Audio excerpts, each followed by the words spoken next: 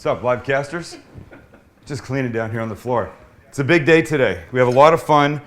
We're going to start with this little cocktail. And here's what we're doing. We're starting with gin. I say gin is the new vodka. It makes sense, right?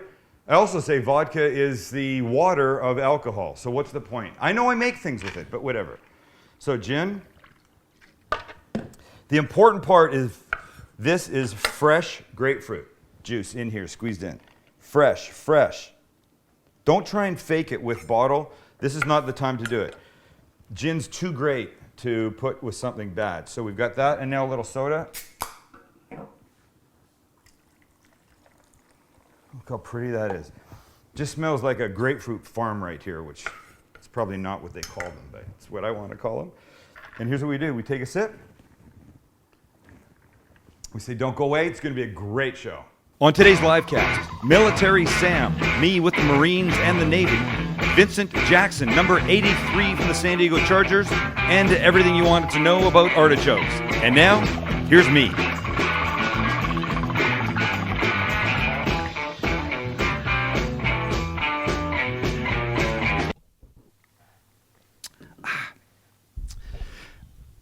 I'm starting to like soda a lot more than, what's the other thing called? So tonic, because there's sugar in tonic, and it just doesn't do it for me. I like the fizziness that the soda brings without the sweet that the tonic has.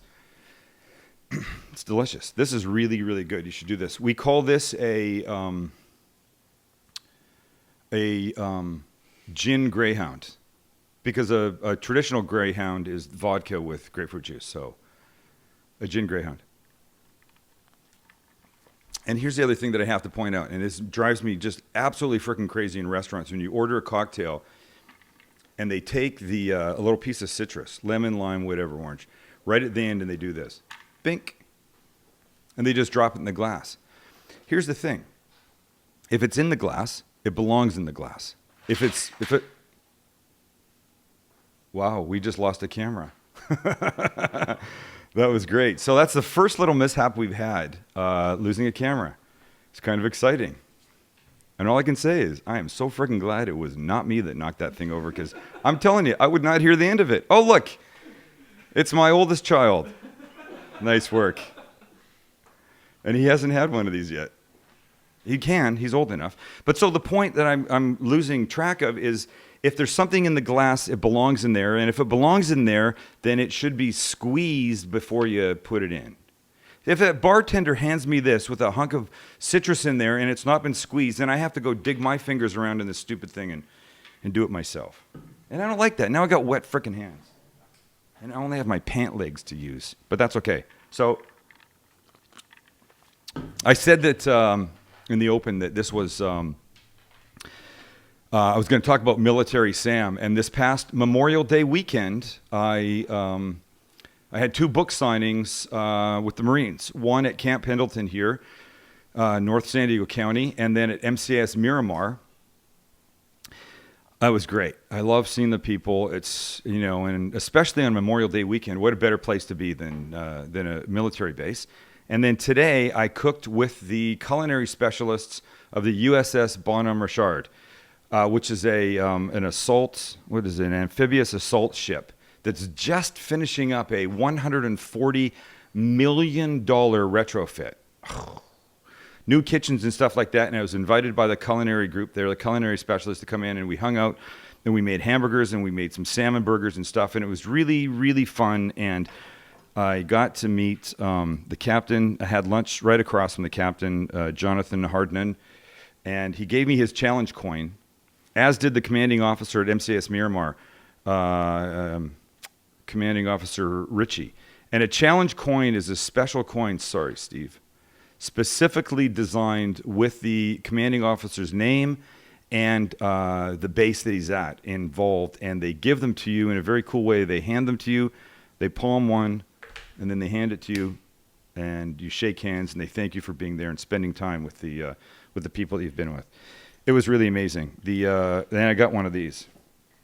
And I look awful in hats. And I had to wear it in the kitchen today. And people were taking pictures. And every time a shutter goes off, all I can think of is, oh, great, there's another bad picture of me in a frickin' hat. But I'm honored to have it. I'm an honorary Gator. Look at that. Honorary Gator.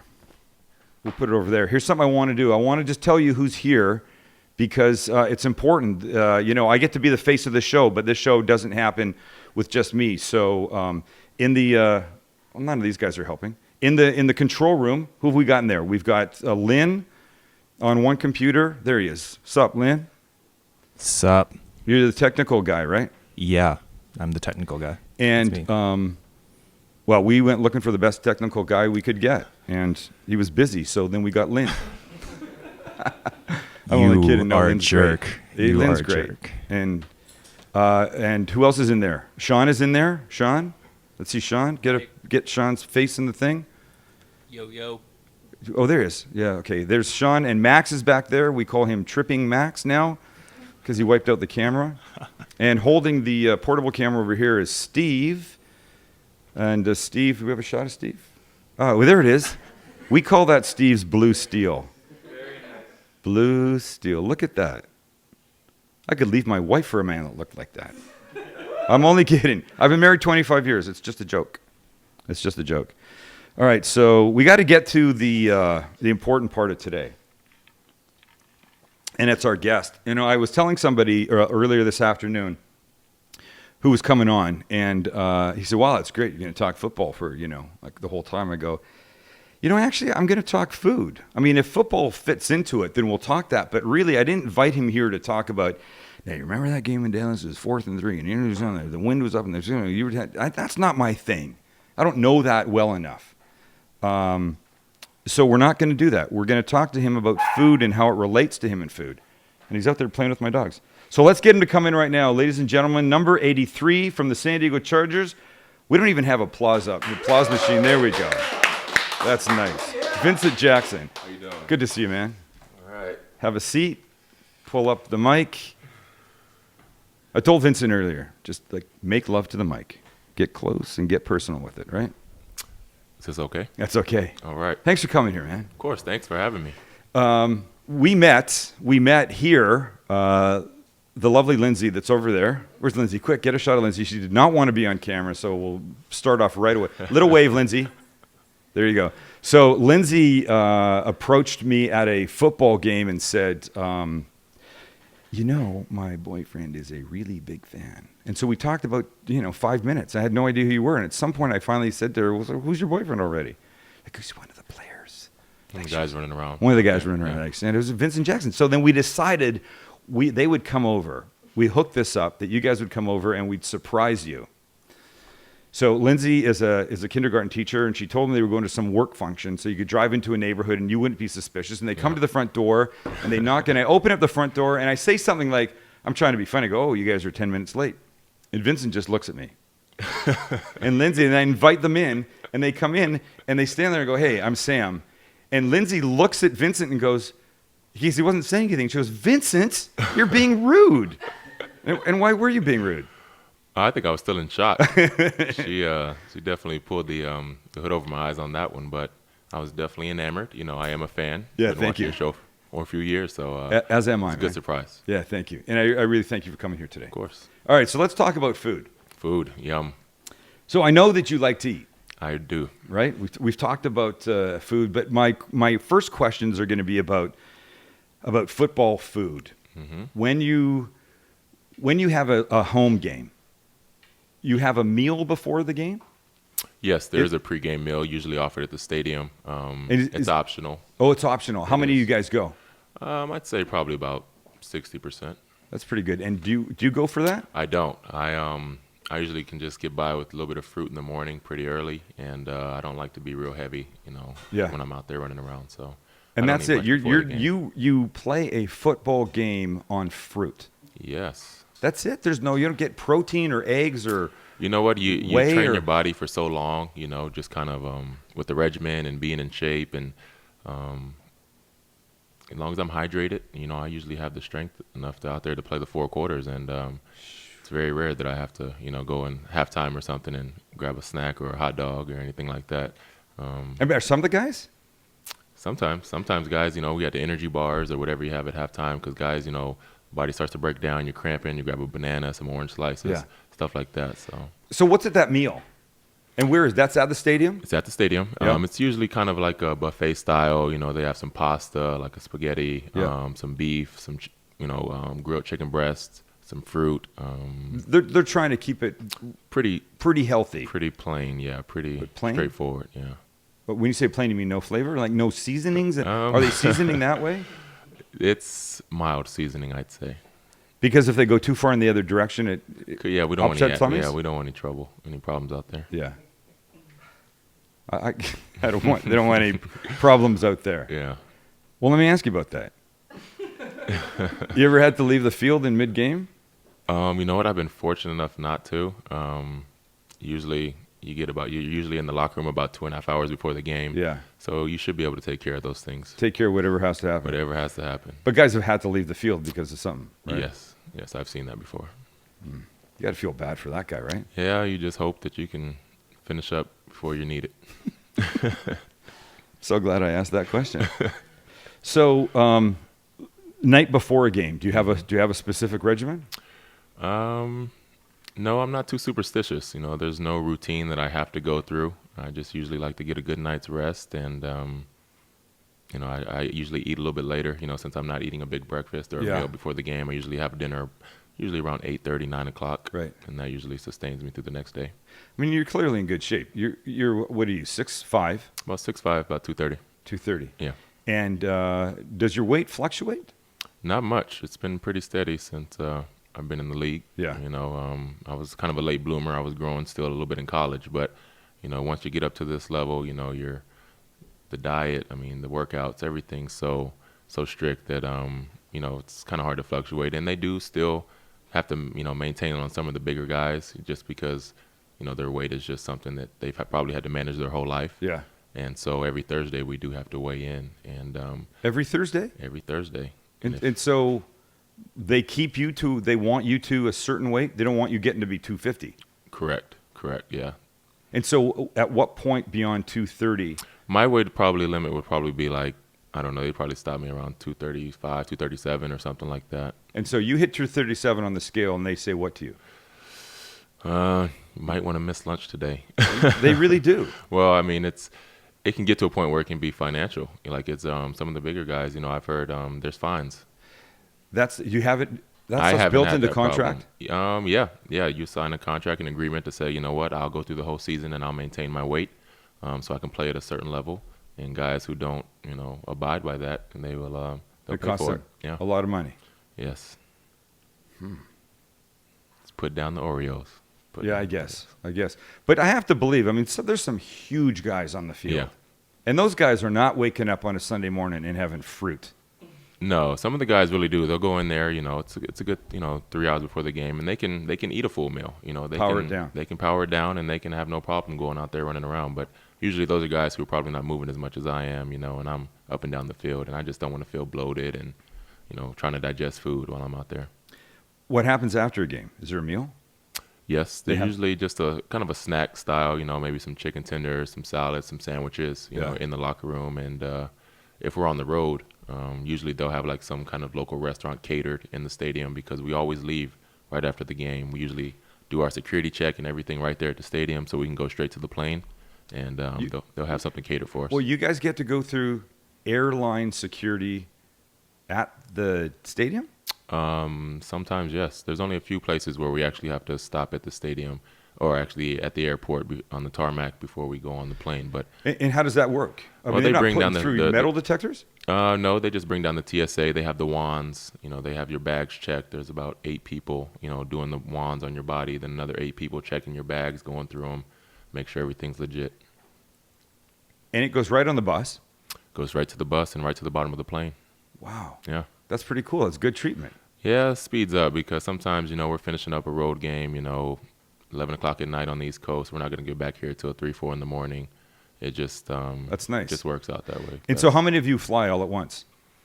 The entire team, you know, most of the staff upstairs, all the coaches.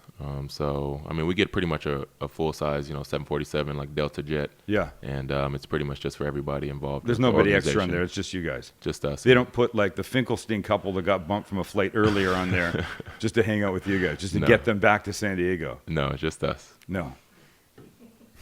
Finkelstein, yeah. Oh, You think that's funny? that's good. I'm a Jewish kid from Canada. I dated a girl named Francie Finkelstein. That's just not some made up shit, man. It's an actual girl that I dated way back. Oh, Yeah. All right. So let's talk about food when you go away. Is it the same kind of thing? Like you go to play in some city, and you go to Dallas. yeah. Yeah. You get there for a Sunday game. When do you guys get there? Well, if it's 2 time zones, we'll go on a Friday. Okay. So that usually gives us a little more time, a little more freedom to, Acclimate a little bit. acclimate a little bit. We'll fly out after our Friday practice, get there in the evening time, maybe 5, 6 p.m., get some freedom if you want to go out with a couple guys on the team or you got family in town, go out, have dinner, come back, have meetings usually around 8:30 in the evening, and then you're going to go ahead and have bed check. Okay. So here's bed check. Bed check. Okay. I'm gonna come back to bed check. Okay. We have a question about this. Aaron Cervantes Okay. wrote, "What are your favorite places to eat on the road? For example, is it like barbecue in Kansas City, crab and clams in New England, maybe some Puerto Rican in Miami?" So, do you have places? If it's Dallas on a Friday night, do you know where you're going? Your favorites or? Yeah, I mean, we do have a few favorites. He hit it on the head with the barbecue in Kansas City. Yeah. There is a place that we usually stay in the same hotels, the same venues, and there's a place in walking distance, Kansas City. We usually play there later in the year. It's kind of cold, but they have like a walkway, that you can stay indoors and get to, and it's really good barbecue. I forget the name of it off the top of my head, but another place you guys usually like to go is Papado's, kind of a seafood and southern mix. It's in a few different cities we travel to. But are there any rules about what you can or can't eat when you're on the road? No. They're cool with you having Yeah, whatever. they're cool. They trust you're a grown man. You can manage your own diet, and you should be able to be putting the good things that's going to help you perform well on Sunday. So. Yeah. I like that. Okay, let me go back to bed check. Yeah. Because I know something just from our conversation that I was fascinated with, and I won't say where it is, but there's a hotel that you guys stay at Right. in San Diego the night before a game. Correct. Like I was blown away by that. I just assumed it was Stay you're at just home. hanging at home. Yeah, And it tell me the varies. reason for that. It's not every team that does that. It's kind of it's your not. coach's discretion, Yeah. organizational decision. Yeah. And I haven't always done it, with every coaching staff here in San Diego, but it's been in place for the past few years, and it seems to work. Allows us to get together, have our meetings, allow guys, not saying they want to be away from their family, but allows you to kind of decompress from the week. Sure. If you got a bunch of little Yeah. kids running around, allows you to just kind of relax, do Yeah. your own thing, maybe study your playbook, Yeah. and just get ready in the morning and head to the stadium. And what time's bed check? Usually about 11 p.m. And what is bed check exactly? Bed check is where I got a couple of guys from security or a couple guys on the coaching staff to come around, come check your door, make sure you're in there, make sure nobody else is in there with you. You're in there by yourself? Yep. Single room? Single room. Yeah, You tell me the guy walks in and pokes his head around the corners? absolutely. Make sure Lindsay's not hiding in there someplace? Absolutely. Hey, Vincent, nice try, but come out from behind the curtains, Lindsay. That doesn't happen. No, I haven't heard of it happening. Right. I'm fascinated by that. I think that's Yeah. I think that's very interesting. I like that happens. Yeah, you just try to keep, many distractions as possible, outside of it, because there's so many things going on, between, the game and Yeah. practice and everything like that, that you really just want to keep guys focused. And it's usually for the younger guys. Some of the veteran guys can usually manage these things very well, but there have been a few incidents I've seen where, guys have missed bed check, and they actually have, like it happened in preseason a few years ago, they actually sent him back. He didn't get to play in the game. They sent him back to San Diego, said thank you for coming out, but No kidding. yeah, They take that seriously. Yeah, And absolutely. that's coming from Norm? Yeah, any coaching staff, even the No, organization. but I mean the you said not every coaching staff has had that yeah, system. Is yeah, this, that was Norv. this is Norm. Norm brought that Norm's with him. deal is we go to a hotel the night before a game. Correct. I like that. Yeah, it's been working. Okay, here's a question I've always had. It's the middle of the game. Mm-hmm. You're sitting on the side of the field. You're thirsty. You go for the Gatorade. What flavor is it? It's usually the blue, the Mountain Blast, or sometimes they even switch it up and give us the orange. Shut the hell up. They do. Crazy, yeah.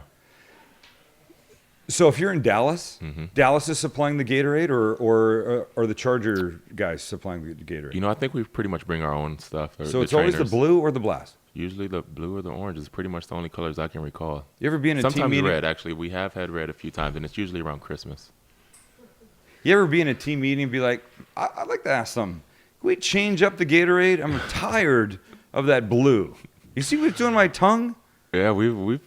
I mean, there's always going to be a few characters that are going to bring something like that up, and they usually just get their eyes rolled at them or something like that. You're saying it's not a big deal? It's a not big a deal big to deal. me, but it's not a big deal to you guys. Nope. You got more important stuff to concentrate on in a game. I don't know if I'd say more important, but usually maybe a little more pertinent at the time.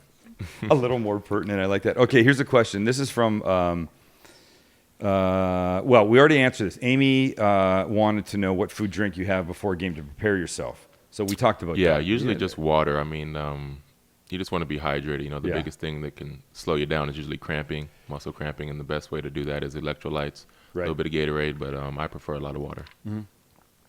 Okay, so let's talk about food off the field now. Hmm. It's Monday. Game day's passed, right? Right. It's 10 o'clock at night. You're chilling at home. You're a little bit hungry. Mm. You walk into the kitchen. You open the fridge. What catches your eye that you would like to have at 10 o'clock at night? What time do you normally go to sleep? Usually around 10:30. Okay, 10:30, yeah. So what would you eat at, say, 9:30, 10 o'clock at night? About that time, I usually might get my sweet tooth kick, so I'd probably go with the PB&J. Look at you. Yes, Really? with a glass of milk. You're a big kid. Mm. That's what you are. I am. You're just a 230-pound child. Really? PB&J. I love it. Have you man. ever grilled one? I have. Delicious. Yeah. PB gets a little melty. and- Nice, isn't it? Do that. I did that. You just like a grilled cheese. You build a PB&J just like a regular PB&J, but then you butter the outsides of the bread and you grill it like a grilled cheese. That is crazy Money. good. I did that on a show a long time ago, and I had somebody come up to me one day, and they were almost like, that PB&J thing, and I thought they were going to hit me for something that went wrong in their house. And I go, that's like the best thing we've ever had. If you haven't done it, grill a PB&J. You'll just blow your mind. It's delicious. I say that heat changes things, and of course it makes things hotter. But what it does in that aspect is crazy good. And my wife, Kelly, that's about to go over here and check the artichokes, watch to get her from the back. There she goes. Little wave there, sweetheart. Kelly gets pissed at me for things like that. She goes, if you're already putting a butter-like product in a sandwich, why do you then need to butter the outside and grill the effing thing? She doesn't say effing thing, but Yeah. I threw that in. She gets mad because I do that to food. But hey, And why not? You got to try. You got to experiment. You got to live a little bit. You know what I mean? Try Yeah. something. It's not. I not the forgot. norm. Hey, Lynn, Yes. I forgot to show the picture of the hamburger. Can you show the picture of the hamburger? Yeah, absolutely. Of me on the Bonham Richard. So this is one of the hamburgers that I made today with the crew. This is me and the culinary specialist. So here's what's going on in that picture. The bottom is the bun. Then there's sautéed mushrooms. Then the burger. 2 kinds of cheese. Bacon. A fried egg over easy. Grilled pastrami. And then the top of the bun. Look at that. That thing was insanely good. And I have to say this, the It's a good-looking kids burger. behind me, and they were Yeah. all, thank you. And they're all kids that work on these the ships. They work so hard to turn out thousands and thousands of meals every day. And I just hope that the crews appreciate it. I'm sure they do. I'm sure they probably don't say it, but you know, if you took the food away, they wouldn't be very happy. Anyway, that Kelly gets mad at me for that. Why do you need bacon and pastrami and fried egg and 2 kinds of cheese and mushrooms in a burger? But hey, I say I would rather have that kind of burger once every 2 weeks There you go. than have a lesser burger every couple of days. Very true. Okay, so you got a sweet tooth. We know that. Yeah. Let's say you were going to cook a special dinner for Lindsay. And this question comes from Anthony. And Anthony writes, when Vincent has a lady over for dinner, we'll call that lady Lindsay, what does he usually prepare? Do you have like a standard thing that's...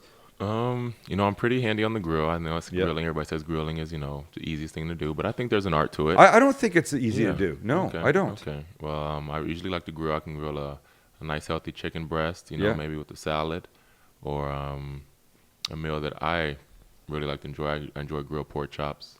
You know, a nice grilled pork chop, maybe a starch like potatoes, mashed potatoes, homemade. You make your own mashed potatoes? Yeah, you boil up the potatoes, get them, smash them up.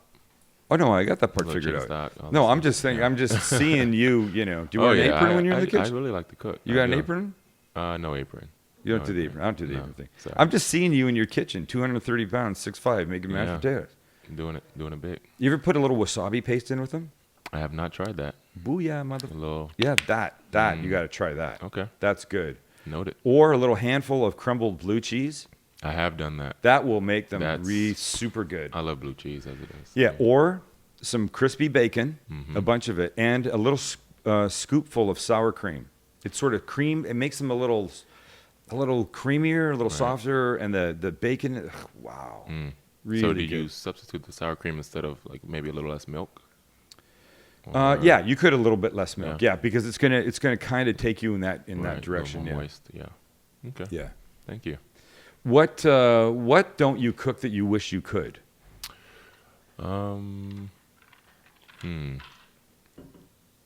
Like maybe I'll ask you. I mean, I this really way. like to eat sushi. Yeah. I mean, but that's not something everybody really makes at home. You know what Yeah. I mean? It's not really a home kind of. I don't have like the rolling the rice paper. I know you got to make the like special rice. Don't you have like a Special special rice cooker? thing, absolutely. Yeah. I don't have all that stuff. So. You don't need a rice cooker, but it really is a special rice. Okay. And here's what it is: it's you make a certain type of rice, Mhm. and then you sprinkle this seasoned vinegar on top of it, and then you have to mix the vinegar in a way that doesn't turn it into mush, that helps to make the rice grains almost little individual pieces. Wow. It's really an art that I've not even tried to master yet. Okay. Yeah, that would be pretty cool to be able to do that. My- Maybe take a class on it. Yeah, I think that's class worthy. Yeah. Yeah, that kind of thing. And so, a big celebration dinner. You're going out, right? It's you and Lindsay. Something amazing has happened. You finally figured out how to get a contract done with the Chargers Yeah. last year. I'm just a shot in the dark. I don't know. I'm just saying some big thing happened. Right. You go, Lindsay, let's go for dinner. Let's do What are it. you going to have?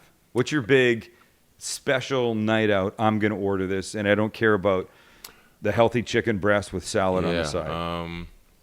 You- I'd probably go seafood. I'd probably go nice, good seafood. Maybe Yeah. like you want to like restaurants I'd like to go to, or Say that again? like a restaurant we'd go to, or just a meal. No, I like to know what kind of food you would order. I'd probably order like a maybe a crab ravioli or lobster ravioli or something like that. You do like the pasta. I do like the pasta. Yeah, yeah.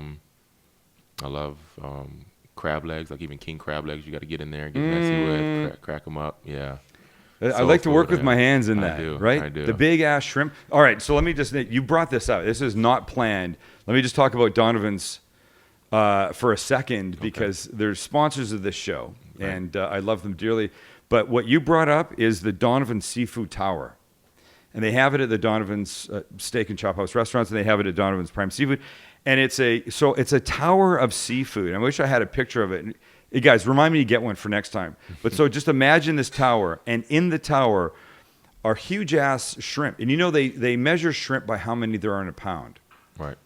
21, 25s. There's between 21 and 25 in a pound. There's U10s, meaning there's under 10 in a pound or 10, and they're big. But this is just, I think the bag that these come out of, or the big ass shrimp probably, because they're these giant things. So they're all like perched around the thing, and there's sauces to dip them in, and there's lobster bits, and there's crab legs sticking out of the thing, and I mean it's just this crazy thing that comes, and you're like, wow, I'm so glad I ordered that. I didn't Absolutely. think I wanted to have that, but I want to have that. So look, it's steak, obviously steakhouse, and crazy good seafood at the Prime Seafood, but this seafood tower, that's a special time thing that you want to do. That sounds like a celebration. We got to do that. Can we do that sometime? Absolutely.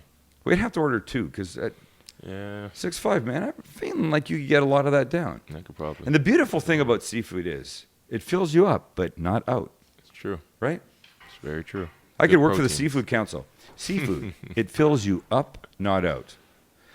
All right, so what's Lindsay? Can you just come for a second? Just come share his chair in his lap. And this is not really going to be perfect, but we don't have a separate mic or anything. So just I told her slide back. she didn't want to be on. I know she did. Told her that she probably. But here's shouldn't what I put her on the wanted. But spot. you're so lovely, and I like you a lot. So here, just get here. We'll just talk to you for a second. Okay, you have to get close to the mic like this. Okay. Okay, who cooks the most out of you two? He does. You got to get closer. He does. How much? So let's go percentages. Out of 100% of the time, Vincent cooks. 75%. Wow, that's pretty good. Yes. I like that. I like that He in a guy. cooks in large quantities so that he can have leftovers. We don't share meals very often because I have a lot of dietary restrictions. Oh, you do? Lactose intolerance. And he Oh, loves sorry. cheese. You love so- cheese? Love it. So we can't really I love enjoy cheese, too too. many things together. Do you like lamb? Yes. Let me give you this tip. Get ground lamb from the market, make it into a patty, like you're making a burger, and then jam a big fat hunk of feta cheese right in the middle of it, and then close it up. Grill that, Money. right? Yeah, and it comes off a really good drizzle of some really good extra virgin olive oil on top. Man, good. that'll make you happy. I'll make you that sometime. Thank you. So you have issues. You cook a Yeah. lot, and you have issues. Yeah, it works out well. Well, nice. I bake more than Yeah, anything. she's a good baker. Do you bake? No. I don't bake at all. I don't have the brain for that's an exacting science. Yeah. That measurement exact. If you don't do the right thing, if you don't put the right soda or flour or this or sugar, whatever, it's not going to rise or fall or get flat or heavy, whatever you want, you know. And I don't Yeah. have that kind of head. I just throw shit in and whatever comes You out can comes taste out. it as you go. You can take right. You can't open Nothing. it up. Yeah. You can't open it up Nothing. and No. taste the half No. done cookie. No. But you can experiment. I try new things out and then see if it works. So getting close to the mic. If you were going to make something special for Vincent, For food? yeah, what would it be? Oh, God. Not to put you on the spot, but you are. I know I don't cook very often for him because I eat the most bland, boring things that he just doesn't enjoy. I think the first thing I ever made him was a stir fry. How was it? Mm. Delicious. Yeah. I love a stir fry. Why don't Yeah. you do more for him that way? Why don't I do it more? Cook more stir fries. I honestly, I enjoy cooking so much Yeah. that I That you I do kick it. her out the kitchen. Yeah. Yeah, okay. I buy all the food and then he just cooks it. I would have to say you found the right partner for you. Yeah. Well, no, I enjoy cooking, but he enjoys it more. I got it. so- Do you like artichokes? I do. Then you like artichokes. I asked you that. I didn't want to make something that you were going to get here and go, man, that suck. I hate that. Yeah, we're going to go eat them right now. You ready? Yes. I'm sorry. Thank you for that. You're Thank so you. sweet. I appreciate you coming up here. And I know you didn't want to. My heart's beating. And you know, don't get mad, but your hair's a little messy on this side. know, So that's going to be the thing that you're going to be pissed at me for, but No, because I'm I love you. You can come back. I'll feed you anytime you want. I'll make you non-lactose related things. Perfect. Okay, ready? Let's go. We'll go hit the kitchen right now. Let's do it.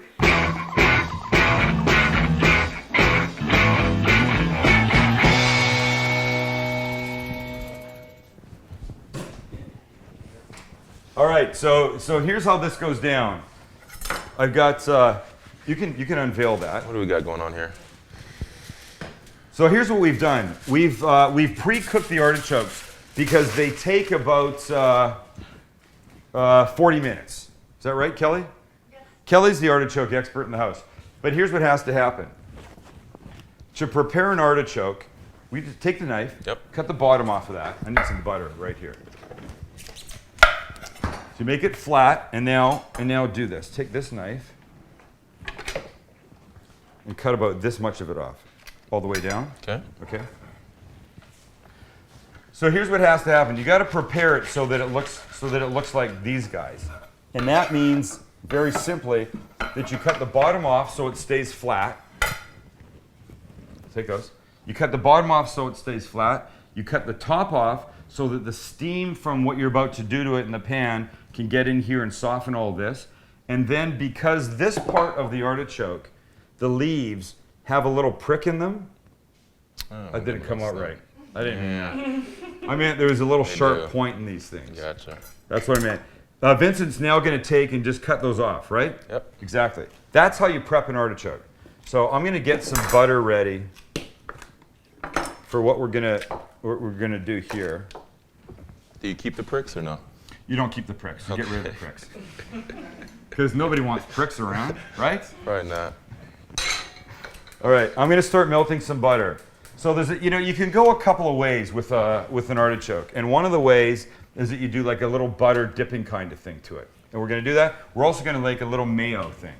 And this is Kelly's favorite thing, and this is Kelly telling me how to do this. So here's what we need. We need some, honey, we don't have any of that regular mustard. In the pantry. We do in the pantry? French. Oh, there we go. There we go. There we go. Oh, it's brand new. Okay. So here's what you do. You take regular everyday mayo and regular everyday mustard. Like this.